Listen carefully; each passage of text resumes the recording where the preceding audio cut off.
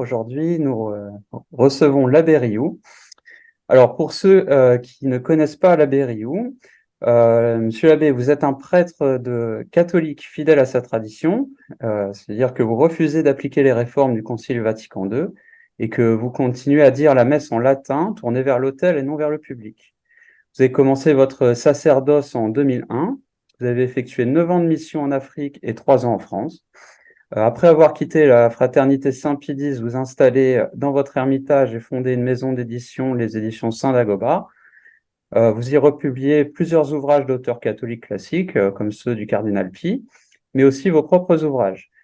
Vous êtes présent sur Internet avec le site lasapinière.info, sur lequel vous postez vos sermons et vidéos sur des sujets historiques et religieux. Vous êtes fait connaître tout spécialement avec une vidéo intitulée Les LGBT+, et leurs projets, et aussi votre film Ils sont nulle part sur les préjugés judéophiles. Vous êtes l'auteur, entre autres, d'un livre intitulé De la question juive, dans lequel vous étudiez le judaïsme à travers les siècles.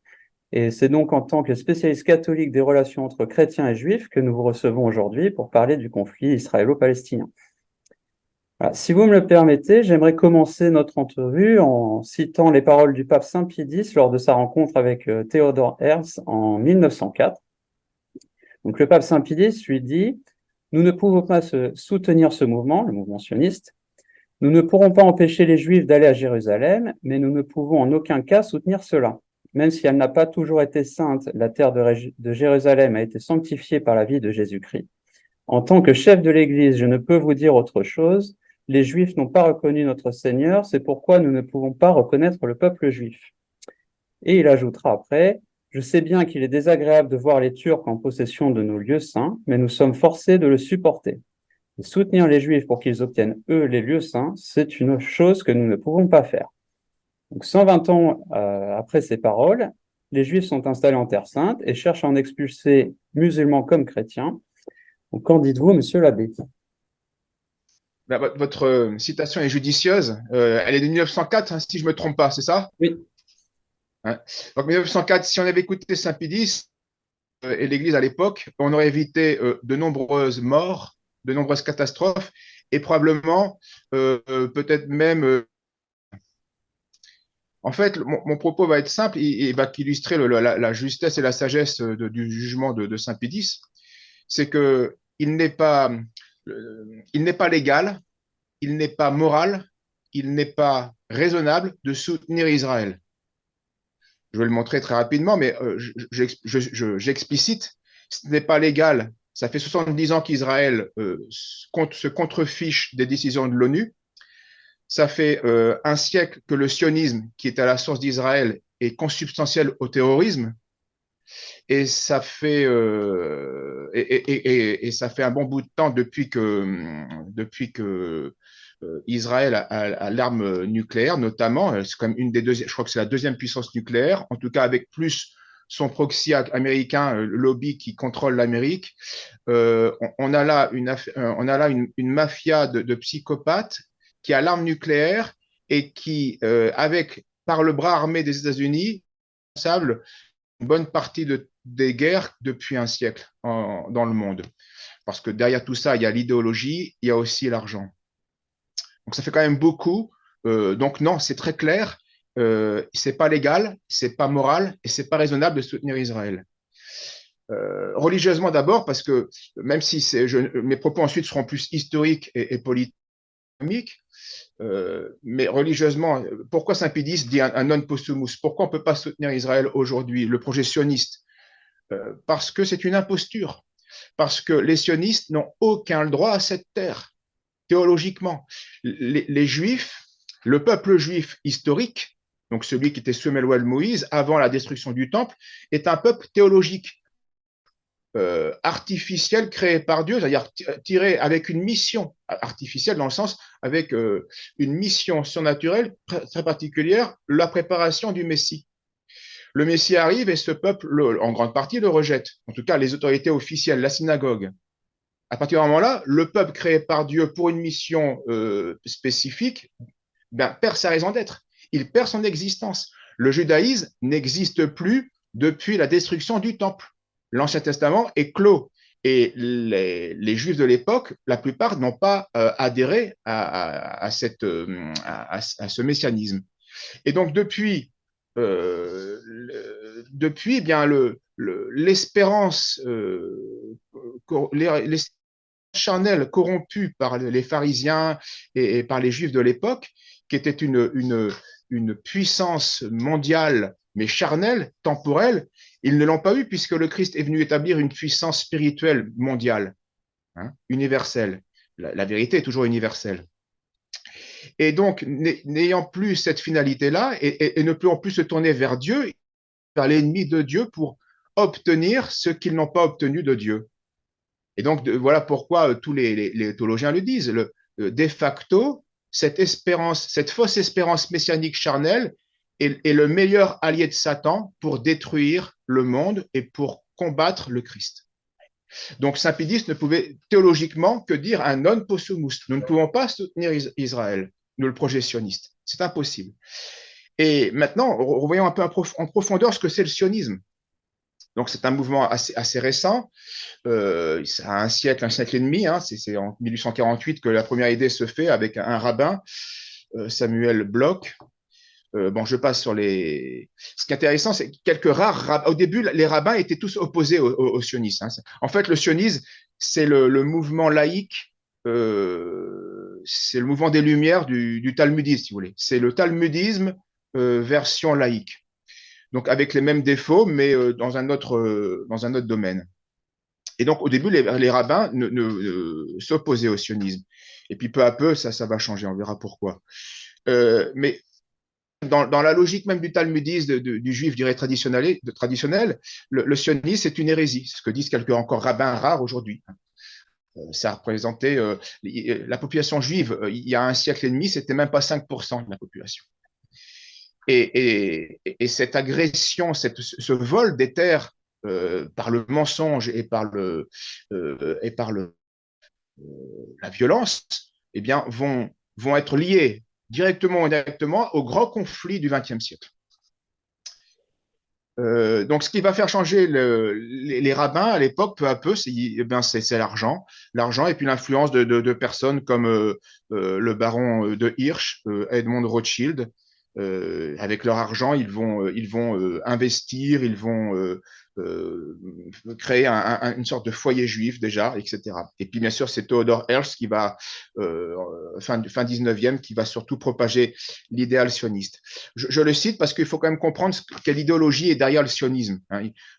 Meilleur Habib prétend que Israël est une démocratie. Non, c'est un État théocratique sans la foi en Dieu. C'est une absurdité, mais c'est à peu près ça. Théodore Hess, dans son livre L'État juif, l'État des Juifs dit ceci. Hein, restaurer la puissance juive à Jérusalem, ce n'est donc pas seulement assurer un lieu d'asile aux Juifs malheureux, c'est, dans l'idée sioniste, relever leur courage abattu, ranimer dans leur cœur leur foi en eux-mêmes. La foi en eux-mêmes, c'est pas la foi en Dieu, hein, et leur rendre conscience, et leur rendre la conscience et l'orgueil de leur race. Voilà le but du sioniste, de rendre l'orgueil de la race à ceux qui se prétendent juifs, sachant que, en fait, les juifs, comme j'ai dit, n'existent plus strictement, ni religieusement, puisque la loi de Moïse n'existe plus, n'est plus applicable, et puis euh, la plupart des juifs aujourd'hui ne sont même pas sémites. Ça n'a aucun sens de se prétendre descendants de cette race. Les Britanniques vont proposer le Kenya comme une terre vierge pour que les Juifs qui sont malheureux dans leur pays, dans des pays, eh bien, puissent établir un foyer juif, et ce sera bien sûr refusé parce qu'ils veulent la Palestine. Je passe sur 1917 qui est important. Bien sûr que le sionisme n'est pas responsable de la Première Guerre mondiale, mais il est responsable de l'avoir fait durer. Normalement, l'Allemagne, surtout après la défaite de la Russie, l'Allemagne était en train de gagner la guerre. Et les sionistes américains vont faire un contrat avec les sionistes anglais. Et en gros, le contrat, c'est écoutez, nous, on se charge de faire rentrer les États-Unis dans la guerre pour inverser la tendance. mais vous nous signez un document comme quoi, après la guerre, vous allez nous donner la Palestine, puisque c'était les Anglais qui dominaient cette région à l'époque. Et c'est la petite une lettre qui valait rien, mais faite le comte Arthur de Balfour à Lloyd George et à Lord Rothschild. Ce qui est intéressant, c'est donc le sophisme. Hein, on prétendait qu'une nation, en fait, on prétendait que c'était une terre sans peuple, la Palestine, mais en fait, concrètement, c'est les États-Unis, les Anglais promettent la Palestine aux Juifs, aux sionistes, alors qu'ils n'ont aucun pouvoir réel sur cela, mais ils vont le faire. Le témoignage le plus important, je le cite dans mon livre sur la question juive, c'est le témoignage de Benjamin Friedman. C'est un sioniste qui a participé à toute cette époque, à ces parlementations, et qui, vers les années après-guerre, après la Deuxième Guerre mondiale, va se convertir au catholicisme et il avait fait fortune dans l'industrie ou le commerce, je ne sais plus, et il va utiliser sa fortune, et bien maintenant, pour alerter les gens du danger sioniste, de l'imposture sioniste. Et il a fait une longue déclaration que je cite en partie dans mon livre. Et il raconte entre autres comment les USA vont entrer dans la Première Guerre mondiale. Après avoir fait entrer l'Amérique dans le conflit, les sionistes s'en allèrent au British War Cabinet en Angleterre et terrent à peu près ce langage. Voilà que nous avons effectué notre part de marché. Nous voudrions avoir quelques garanties écrites pouvant nous honorer à votre tour de part du contrat. Et ils imaginèrent la fameuse déclaration de Balfour. Je passe, la guerre se passe. À la fin de la guerre, ils s'en allèrent pour signer l'armistice à Paris, à la fameuse conférence de paix en 1919 à Versailles. Il y avait là 119 juifs représentant le sionisme international et à leur tête Bernard Baruch. J'étais à cette fameuse conférence de paix à Versailles, donc je dois bien le savoir. Donc, il est présent, c'est un témoin oculaire. Que s'est-il passé durant cette conférence où l'Allemagne fut découpée et l'Europe divisée? Les sionistes réclamèrent part du gâteau en prétendant ne nous aviez-vous pas promis la Palestine? Et c'est alors qu'ils produisirent leur révélant pour la première fois la déclaration de Balfour devant les yeux des Allemands ébahis. C'est seulement à ce moment précis que les Allemands réalisèrent le genre de piège qui leur avait été tendu et la vraie cause de l'entrée des USA dans ce conflit. Ils comprirent alors du coup qui leur a été asséné et la cause des terribles conséquences et des réparations de guerre qu'on leur infligea. Tout leur malheur venait du fait que les sionistes voulaient la Palestine et étaient prêts à tout pour l'avoir. C'est vrai en 1917 et on le voit en 2023, ça reste encore. Ils sont prêts à tout pour avoir la Palestine. Et on sait très bien que ces accords de Versailles portent en germe le conflit de la Deuxième Guerre mondiale, qui là aussi va perdurer à cause des sionistes. L'entre-deux-guerres est très intéressant pour étudier la propagande sioniste. En 1919, donc après la guerre, la SDN, la Société des Nations, va placer la Palestine sous mandat anglais. Donc c'est eux qui gèrent le foyer juif qui s'est créé. Mais ce n'est pas assez puisque c'est un tout petit foyer et il faut faire grandir cela.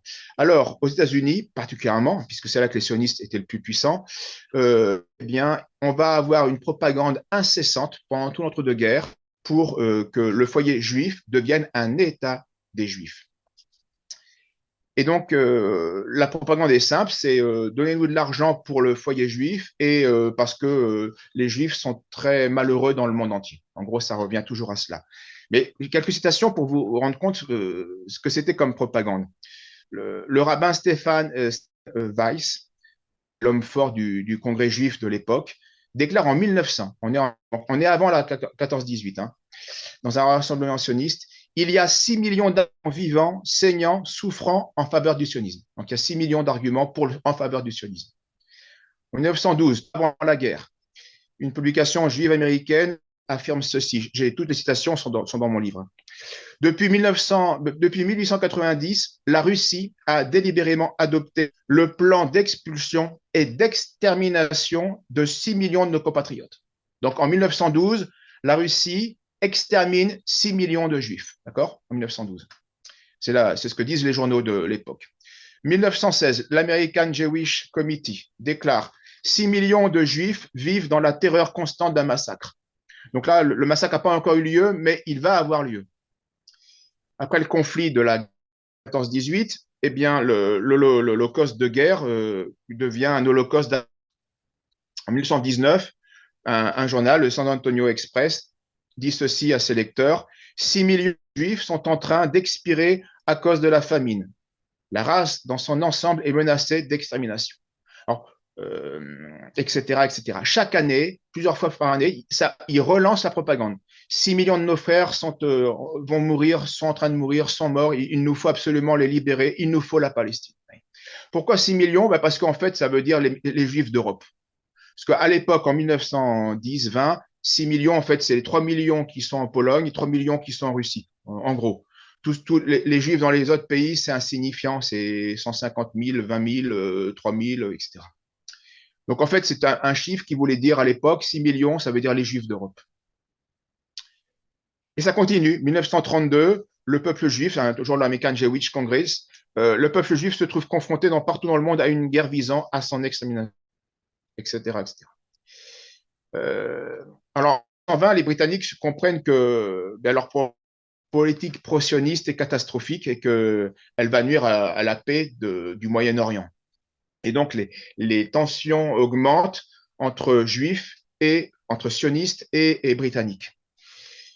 Alors, en 1933, il y aura donc une autre voie sioniste qui va se détacher de l'Angleterre et qui va faire des accords avec l'Allemagne du Troisième Reich, justement pour l'immigration des Juifs en Palestine. Et ça va avoir un certain succès au début. De 1933 en 1901, il y aura quand même 60 000 Juifs allemands qui vont, avec un accord entre le Reich et le Congrès juif, émigrer en Palestine. Et puis, ça va s'arrêter à partir de 1942 parce que Hitler a compris la nocivité de la chose politique et ne veut pas nuire aux intérêts des Arabes de la région. En tout cas, dès cette époque, l'organisation sioniste se double d'un bras armé, la Haganah, qui viendra plus tard le Tzahal. 1937, les Britanniques vont projeter un partage de la Palestine, 85% du territoire pour les Arabes, et puis le reste, 15% de la Palestine pour l'État juif. Alors, il y avait des sionistes qui étaient d'accord pour cela, mais d'autres plus radicaux refusent catégoriquement, et donc une vague de terrorisme va se déclencher contre les Britanniques à cette époque. Et donc, des milices se forment un peu partout en Palestine. L'Irgun est la plus connue. C'est clairement une organisation terroriste. Elle est là pour semer la terreur, pour empêcher la paix et pour provoquer les haines, pour que aucune situation, pour qu'une solution ne soit trouvée, si ce n'est celle que les sionistes veulent. Donc, le nom très connu de l'époque, c'était Jabotinsky, le chef de l'Irgun, qui est un pur terroriste. Donc, on jette des bombes dans les marchés des Arabes. Voilà, c'est la technique de l'Irgun.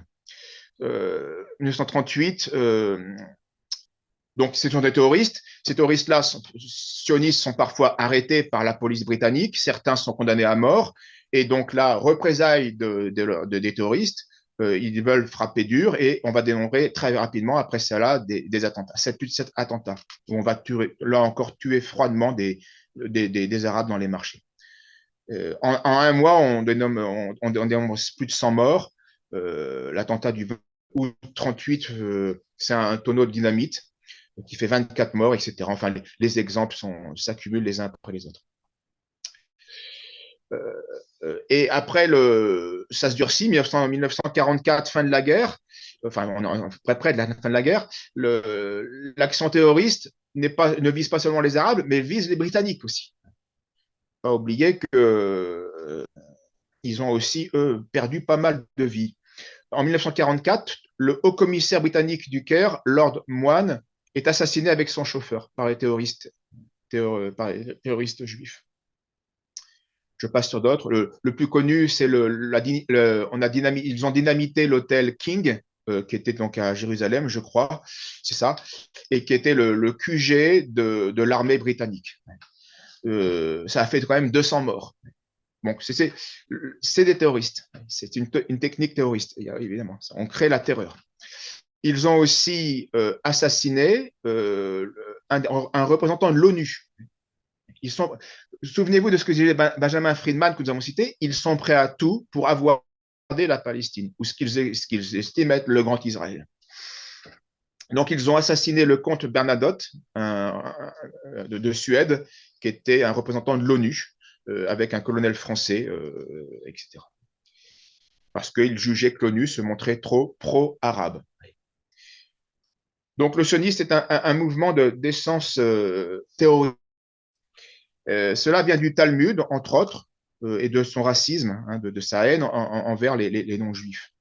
Récemment, le Rav Ron Shaya, qui est assez connu, hein, a résumé ce problème du fanatisme juif. Il a mis sur sa chaîne un témoignage d'un membre, d'un militaire de Tsahal, donc assez jeune, hein, il doit avoir entre 20 et 25 ans, 30 ans, pas plus, donc armé, enfin militaire, quoi. Mais quand on l'écoute, il parle comme un rabbin.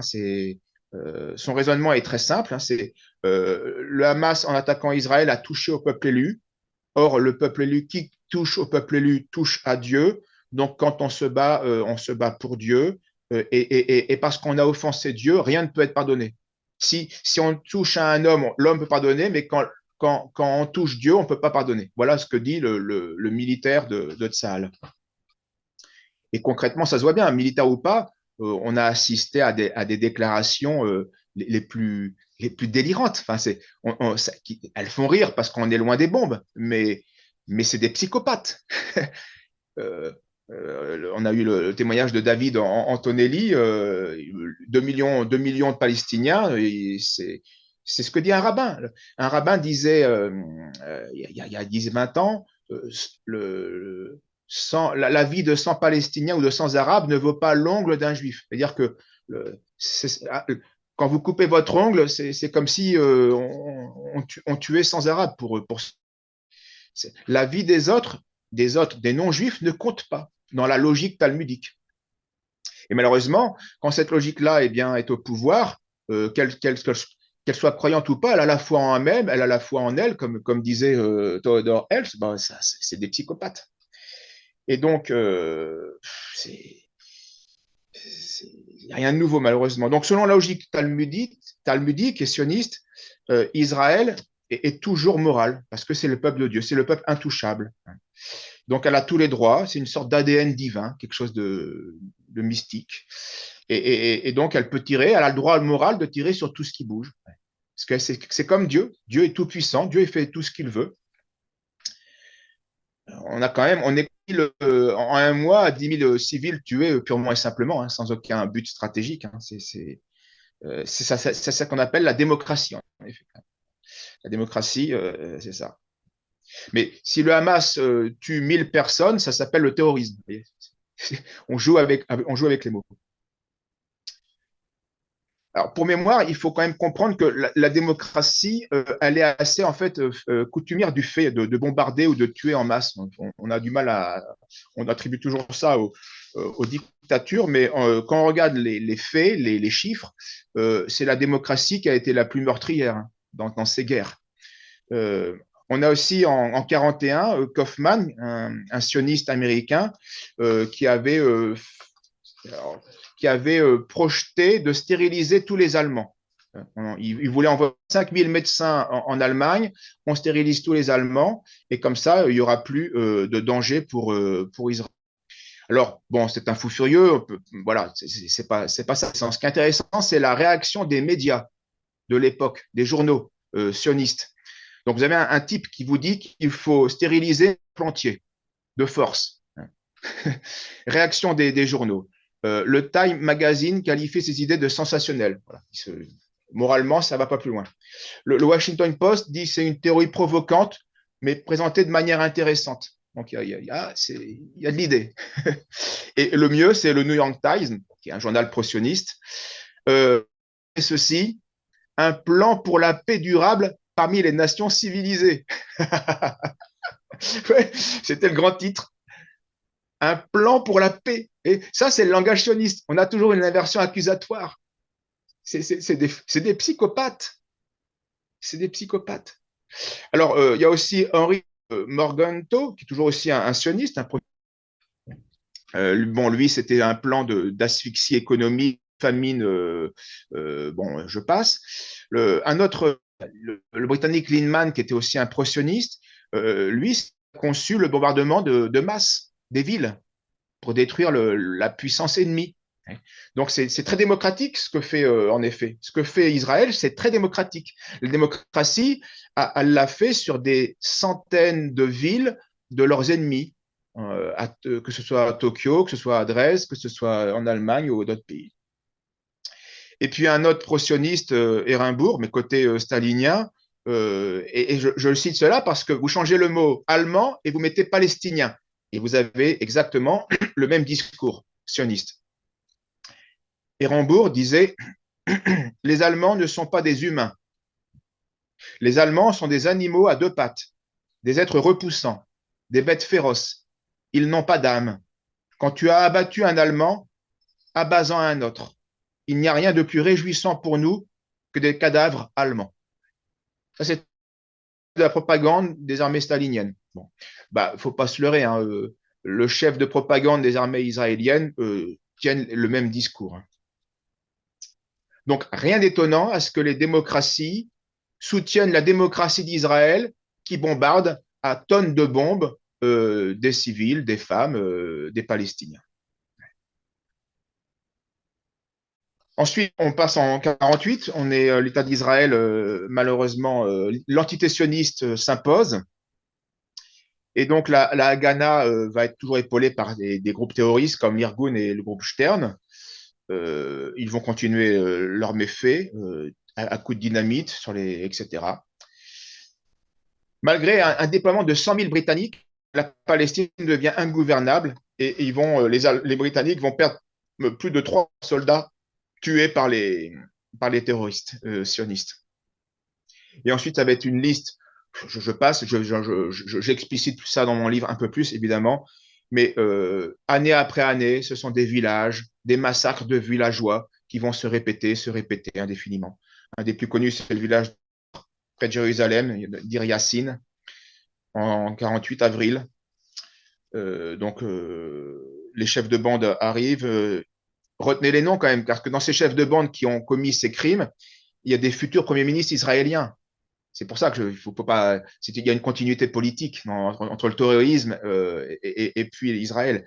Men et Isaac Shamir, ceux-là étaient des chefs de bande terroristes qui ont commis des crimes de guerre. Ils sont devenus plus tard premiers ministres d'Israël. Et Sharon, qui a été lui aussi premier ministre d'Israël en 1953, eh bien, a commis lui aussi un crime de guerre dans le village palestinien de Kibia, où il a fait sauter à dynamite un village avec ses habitants, en massacrant 60 hommes, femmes et enfants. Depuis 1945, le projet sioniste, qui était sur le point d'aboutir, eh bien, va être c'est un bain de sang ininterrompu.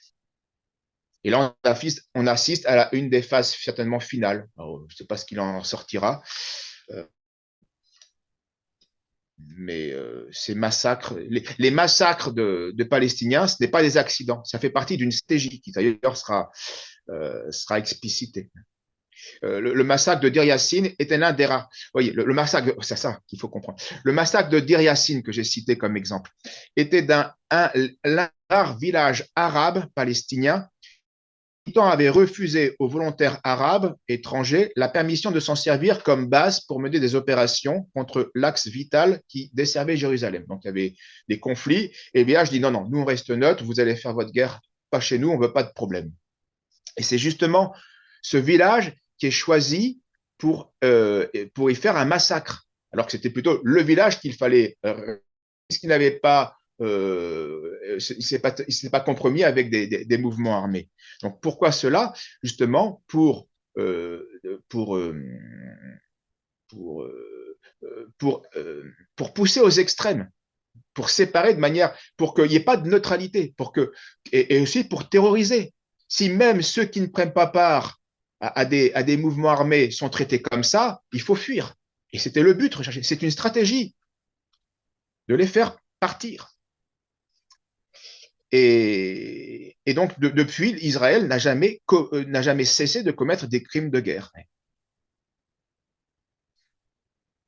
Donc, dans mon livre, je donne les dates. Je vous dis des dizaines de villages, de villes ont été bombardées, pris, détruits, pillés, habitants massacrés, tués, des survivants évacués, chassés, expulsés. Ça fait 70 ans que les Palestiniens vivent ça. 70 ans. Il n'y a pas de solution pour eux. Parce qu'en face, ils sont des psychopathes, démocrates, et les démocraties, tout aussi psychopathes que cette démocratie d'Israël, les soutiennent. Donc, on peut comprendre qu'il y a un ras-le-bol et qu'on parfois, eh bien, on fasse des actes désespérés. Donc, c'est une stratégie, je l'ai expliqué, hein, fondée aussi sur l'impôt, qui est maintenant, qui a toujours été en parallèle des massacres, il y a l'imposture intellectuelle. Hein. Nous sommes, il y avait une terre sans peuple et nous étions un peuple sans terre, donc c'est cette terre. Ou alors le peuple palestinien n'existe pas. Tous ces mensonges pour nier l'ennemi. Et donc cette terreur ne fait pas la différence entre un coupable et un non coupable. Elle fait la différence entre un juif et un non-juif. C'est ça la logique israélienne. Donc, c'est des dizaines de millions, des dizaines de milliers de maisons qui ont été détruites et des centaines de milliers de Palestiniens qui ont été victimes d'un nettoyage ethnique. Il n'y a aucun doute sur ça. Les chiffres parlent d'eux-mêmes.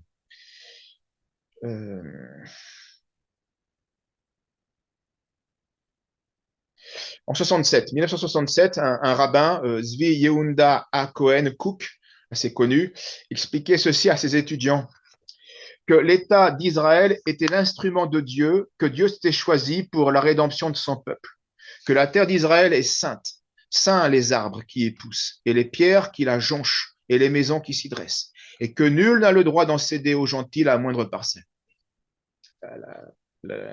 Donc on retrouve le militaire de Tzahal que Rav Ron Shaya a mis sur son site, dit exactement la même chose que ce rabbin. C'est le même messianisme fou qui est en jeu. 77, ensuite, le gouvernement israélien se lance dans un vaste programme de colonisation. Donc, c'est plus la guerre directement, mais on grignote le territoire, on expulse par la violence ou par la fourberie.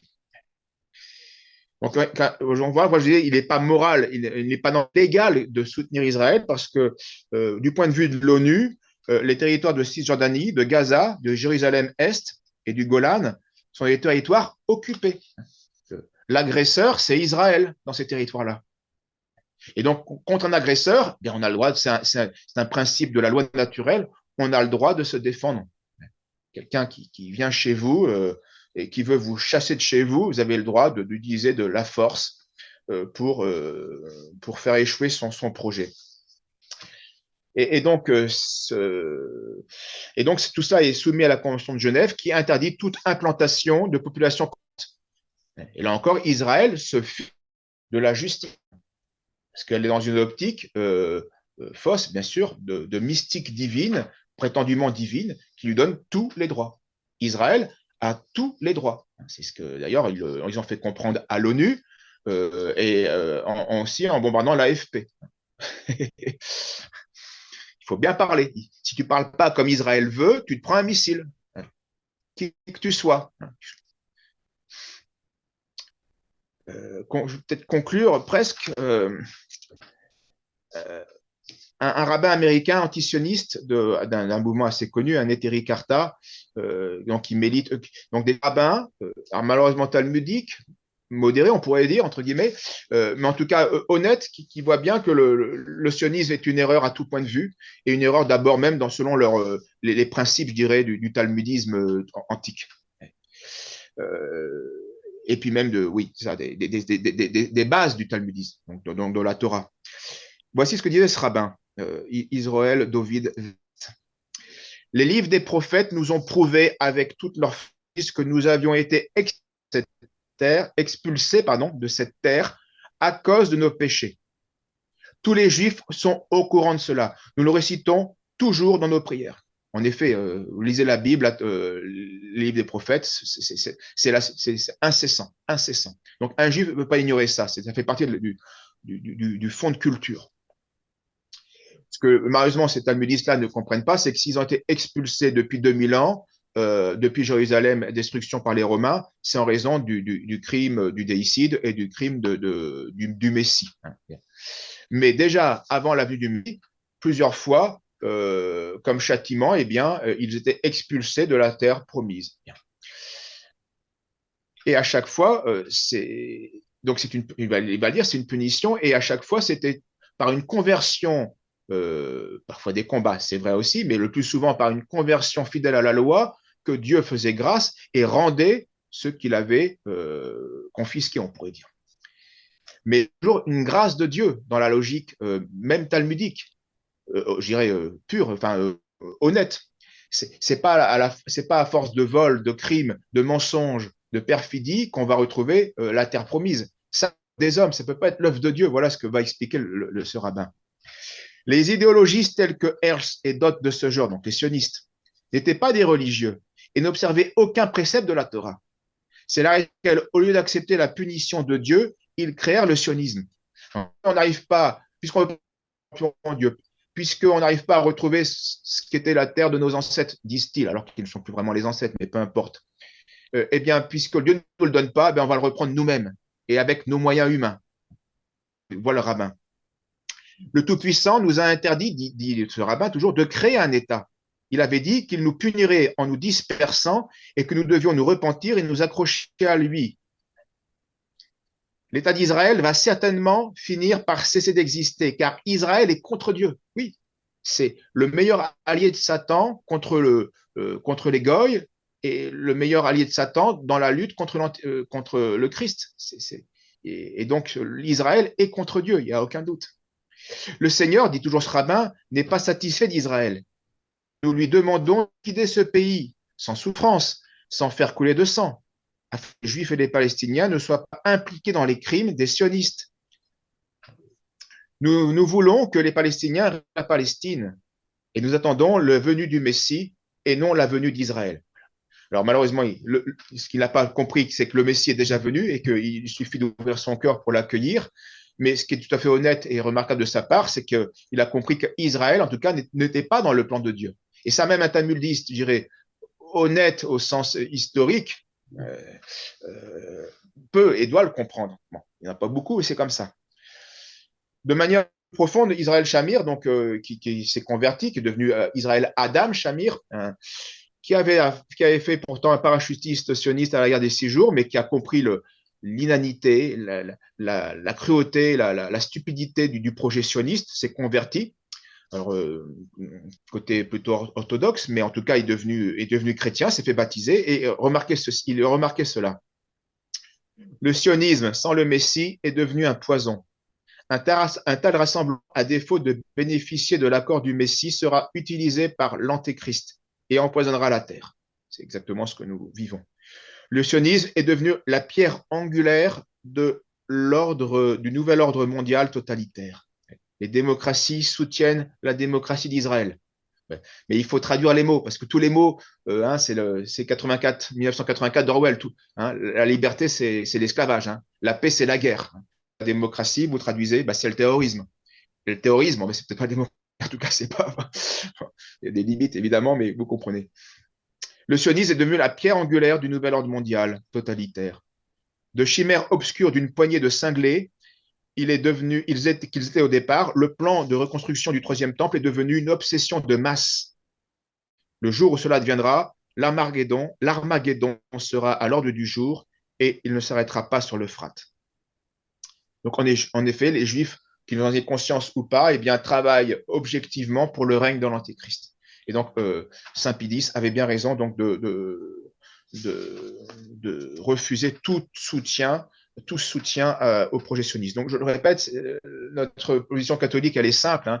Il n'est pas légal, il n'est pas moral, il n'est pas raisonnable de soutenir Israël. Alors, au plan humain, Israël est une entité terroriste, en tout cas qui utilise des moyens terroristes, et qui, au plan religieux, est un instrument au plan du mal. Alors, solution pragmatique, je ne sais pas, 2 États, j'y crois pas. En tout cas, ce serait même pas juste. Ça peut être pragmatique, mais c'est pas juste. L'occupé doit partir de ce qu'il occupe. Il doit rendre les territoires qu'il a volés. Euh, Parce que reconnaître un droit à Israël assassin, bon, ça, c'est un autre. La solution la plus juste, ce serait un État palestinien avec liberté pour certains foyers juifs. Ça peut se concevoir. C'est ce qui s'était les avant que les Anglais ne subissent la pression des sionistes. Une autre solution, c'est peut-être qu'on colonise Mars. Ça pourrait être un débouché. On pourrait permettre aux sionistes d'aller coloniser la planète Mars. Là-bas, je pense, c'est pas sûr, il faudrait vérifier, mais je pense que là-bas, ils ne trouveront pas d'antisémitisme. Quoique, c'est pas certain. Je dis, c'est à vérifier. Je ne suis pas un spécialiste en cosmologie. En tout cas, oui, il faut être contre le terrorisme. Donc, en cela, les médias ont raison. Et particulièrement, il faut être contre le terrorisme américano-sioniste qui a fait tant de morts, qui fait tant de morts en Palestine, qui en fera encore beaucoup si, si Dieu le permet à cause de nos péchés et si rien n'est fait pour les arrêter, ces cinglés. Voilà. Donc, abat la haine et désarmons le plus vite possible le pays le plus dangereux pour la paix dans le monde, qui est Israël, Israël qui a phagocyté les États-Unis, qui sont les deux puissances nucléaires. Voilà en gros la vision catholique du problème israélo-palestinien. Voilà. Je Merci, suis à monsieur vous l'abbé. si. Merwan, tu veux poser une question? Oui, oui, oui. Déjà, je voudrais. On m'entend? Oui, oui, Oui, on monsieur. t'entend. Je voudrais remercier Monsieur l'abbé pour son intervention limpide. Surtout, on était heureux d'avoir une vision catholique de ce, de ce drame, de ce conflit. Ma question, puisqu'on avait cité Saint Pie X en introduction, est-ce que est-ce qu'on a, comment dire, par rapport à l'attitude du Vatican pendant ces 70, euh, finalement, quel a été le positionnement du Vatican sur ce conflit-là? Et est-ce qu'il y a eu un basculement à partir de 1962, à partir de Vatican II? Alors, je ne suis pas un spécialiste, j'ai quelques repères, donc je vais vous donner, mais j'avoue que je ne possède pas parfaitement cette question des parce qu'il faut aussi faire la différence. Je le dis tout de suite, mais on verra avec ce que malheureusement a fait Jean-Paul II. Finalement, c'est Jean-Paul II qui a reconnu l'existence de l'entité sioniste, mais à un plan purement comme un état de fait, un plan politique. Donc, ce n'est pas une reconnaissance religieuse de l'État juif. C'est malheureux selon moi, c'est dramatique, mais ce n'est pas non plus une compromission absolue, une contradiction absolue avec ce que Saint-Pie disait. Il y a un état de fait qui pouvait se concevoir pour régler certains problèmes entre catholiques en terre sainte et le Saint-Siège et donc l'entité sioniste. Mais sinon, évidemment, ben en fait, le XXe siècle est un siècle de décadence du christianisme, hein, d'apostasie de la masse chrétienne, des élites chrétiennes, qui se répercutent sur le clergé avec toujours un temps de retard. Hein, c'est comme ça, on vit dans le monde qu'on est. L'air est irrespirable, ben, tout le monde en souffre. Donc Saint Pie X, une grande fermeté, hein, c'est le grand saint pape du XXe siècle. Les autres, pour moi, ne sont pas non, sont une imposture dans la prétendue sainteté, puisqu'ils contredisent d'un pan entier de la doctrine de l'Église. Mais donc jusqu'à Pie XII, une certaine fermeté, une certaine clairvoyance sur le danger sioniste et la propagande juive de manière générale. Donc avec Pie XII quelques faiblesses, mais de manière générale, il n'y a pas d'illusion. Par exemple, il y a le fameux juif a voulu rencontrer Pie XII pour enclencher une logique de révision de la doctrine chrétienne. Pie XII a refusé un tel entrevue. Malheureusement, sous Jean XXIII, l'entrevue a lieu, et puis c'est comme vous le disiez, 62, c'est Vatican II, donc euh, on veut ouvrir les fenêtres de l'Église pour changer l'air, pour renouveler l'air. Ben, en fait, on n'a pas renouvelé l'air, on l'a vicié. Et donc là, bah, c'est les faux principes qui viennent de Vatican II avec Nostra Aetate, qui a été un des grands chevals de bataille des Juifs américains. Ils voulaient deux choses, la liberté religieuse, qui est le principe destructeur de tout l'ordre catholique, et puis Nostra Aetate avec un document en faveur des Juifs. Donc ils seront déçus, je le dis dans mon livre, ils auront quand même 1000 coins dans la fente. Et après, ils arrêteront pas de taper, de taper, taper. Et bien sûr, finalement, l'arbre va tomber. Nostra Aetate, c'est le seul document où il n'y a aucune référence patrologique, magistérielle. C'est un document qui n'a aucune valeur, quoi. C'est un pur document, un document de circonstance, un lobby qui malheureusement va avoir des conséquences dramatiques pour les. Donc le sionisme devient de plus en plus puissant, le Saint-Siège de plus en plus compromis, de plus en plus faible, et puis de plus en plus à genoux, hein. On a Jean-Paul II qui fait des concessions aux sionistes. On a ensuite Benoît XVI et puis François qui est complètement à plat ventre devant la kippa, hein.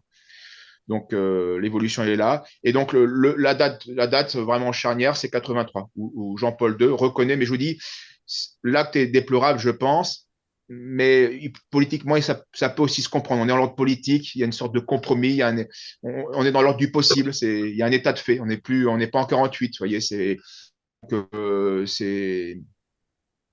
mais les catholiques ont la vie dure en Israël. Il y a des pressions.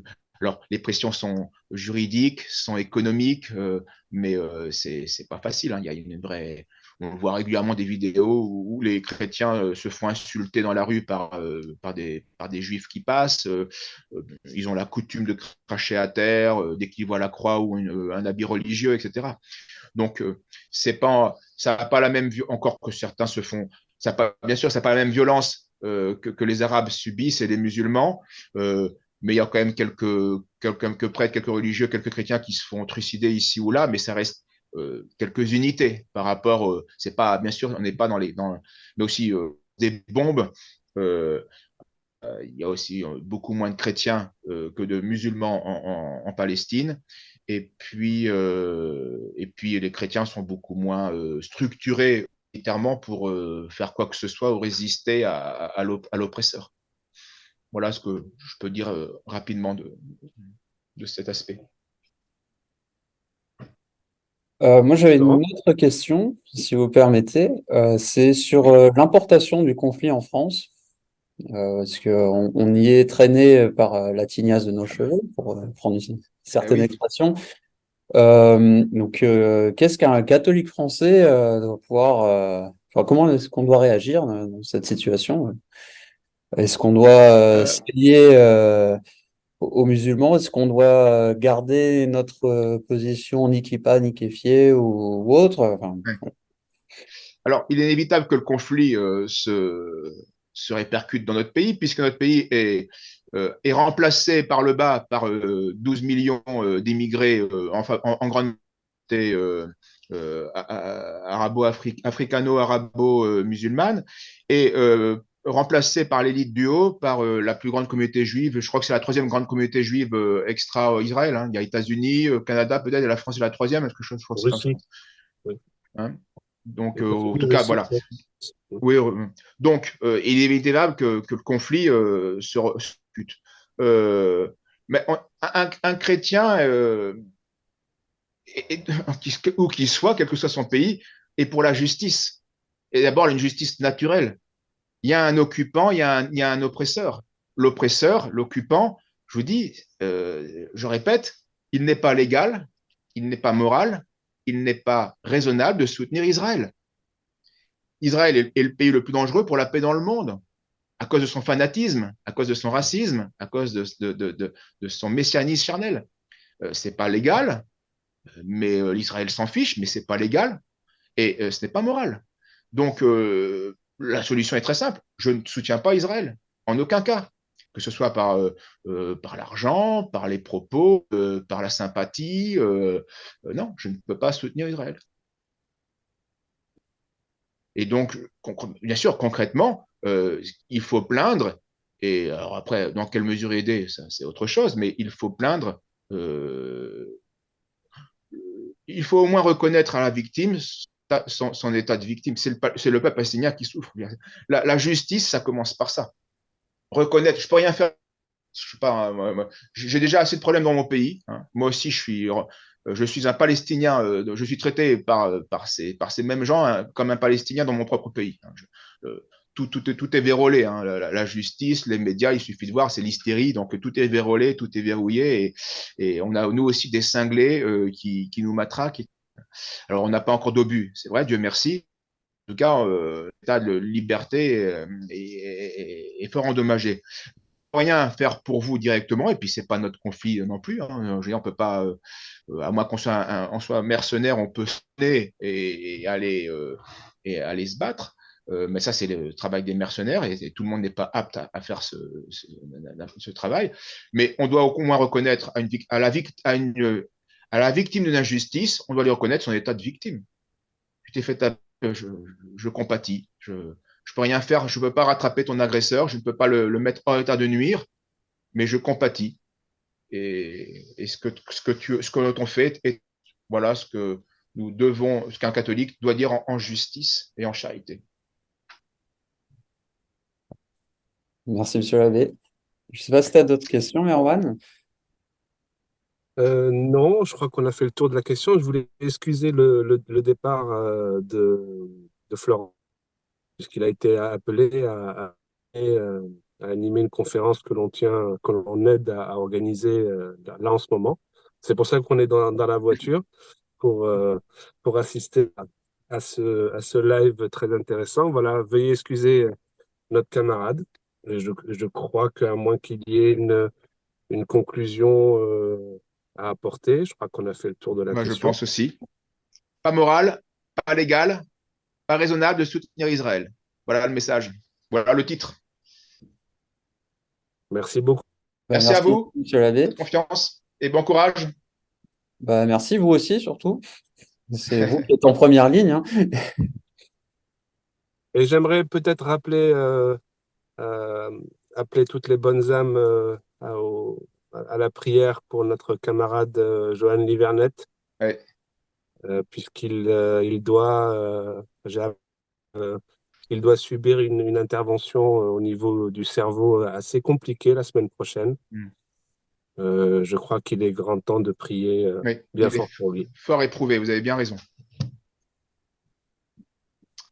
Ah, Merci, monsieur l'abbé. merci à vous. Au revoir. Merci, au revoir.